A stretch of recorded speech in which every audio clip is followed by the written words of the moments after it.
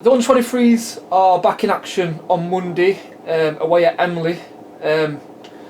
You've been back in training now for a couple of weeks.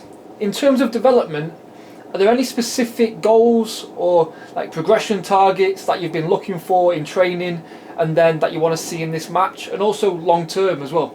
Well, obviously the 23s have been off now for a while. I can't remember the last game, it was probably October time, so for me it's a case of they've all looked after themselves. We've had like 2 or 3 training sessions now. They all look fit, they all look raring to go, they all want to play games, but obviously as the manager I need to sort of manage that situation, because there's bound to be players that pick up injuries due to not playing competitive games and stuff like that. So for me it's just now a case of not expecting too much on Monday night, just a case of go out there, get what you need out of the game. I think the league have just brought in now that we can take 8 subs now instead of the normal 6, so that gives me a little bit more flexibility in terms of game time and stuff like that for players and managing them. It's a case of just managing them through now.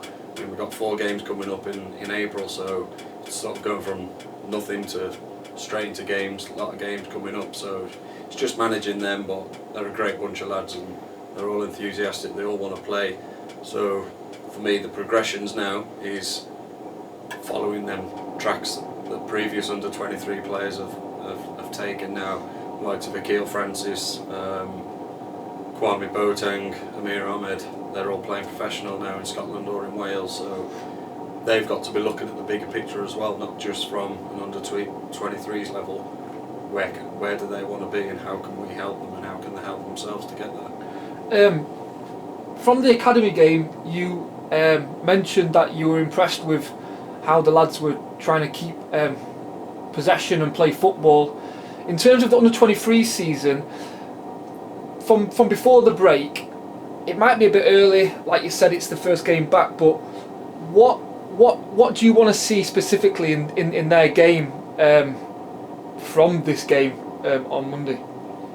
The players know how I want them to play. The players, to be honest, are very receptive to sort of my ideologies in the game and stuff like that. So we like to keep the ball, like to play football. So they're very adaptive to what I want them to do. I've worked with quite a few of them now for maybe a couple of years now, so sort of they know the expectations of themselves. They're not going to hit the ground running in terms of fully match fit, fully 100% going at it, but they'll know the expectations, and I just want them to go out, get what they need out of the game, give it everything they've got, and then we can make subs and change things around if needs be. So there's a couple of under that academy players featuring for under 23s on Monday. Louis Faldini for one.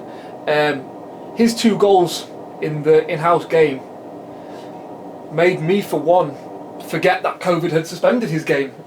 He took them that well, both into the bottom corner. What did you make of his game? Louis a goal scorer. He's effective in the box.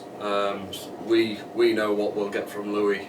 He's not going to run corners. Well, he does, to be fair to him, but his expectations are to be in the box. If he's in the box and he gets a chance, he'll score. So for us, we sort of reflect that on our play. We get the ball forward quick enough, we get the ball wide, get the balls in the box and stuff. So he knows the expectations and he knows himself. He sets himself very high standards of goal scoring. He knows it. If he misses 2 or 3 chances, he's had a poor game, regardless of what else he's done around it. So, but Louis will keep going at it, keep until he gets his goals.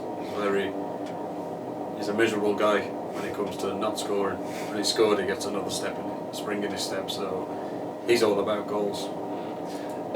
Alongside him, there were some notable performances. I know you're impressed with the 2 keepers, and there were a few players there. What's your message to those players in the academy that have the potential to then follow Louis' footsteps and move into the 23s? They need to keep going. They need to believe in themselves more than me and Asher believe in them. They need to believe in themselves, because ultimately it's down to them at the end of the day. If they're conducting themselves right, if they're doing well in education, if they're doing well in training, they'll get opportunities. But it's down to them as an individual to make sure they push themselves forward and push themselves to become the best that they can be. So it's just a case of getting their heads down and improving week in, week out.